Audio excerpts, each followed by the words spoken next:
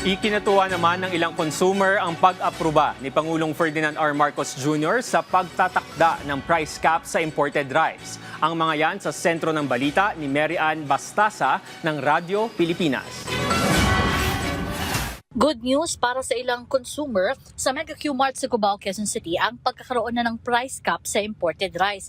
Ito'y sa bisa ng Executive Order No. 118 na nilagdaan ni Pangulong Ferdinand R. Marcos Jr. kung saan itinakda sa 50 pesos kada kilo ang maximum retail price ng 5% broken imported rice. Isa sa natsyempohan ng RP1 na mamimili sa Mega Q-Mart ay karaniwan daw bumibili ng mahigit 20 kilo ng bigas para sa kanilang kantin. Malaking tulong po pag gawing 50. Oo. Bakit, Kasi- sir?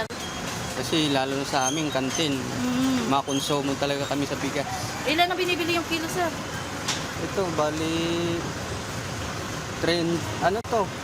25 kilo, tapos ito, 10.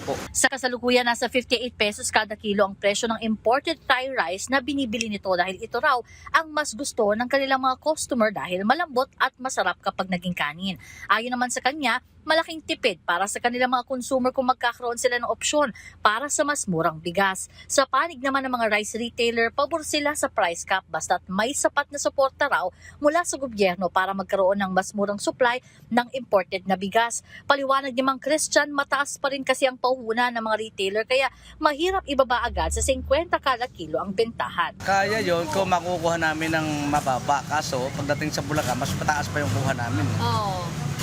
Papatak na hindi kaya sa 50. Kasi ang kuha namin dun 1.3 ng iba eh. Oo. So, paano may 50 yun? So, Thai rice yun yung Thai rice. Nananatiling available naman sa ilang rice retailer sa Mega Q-Mart ang Binhi Rice na mas murang imported rice na ibinabagsak ng Food Terminal Incorporated para maibenta ng mas mababang presyo sa mga mamimili.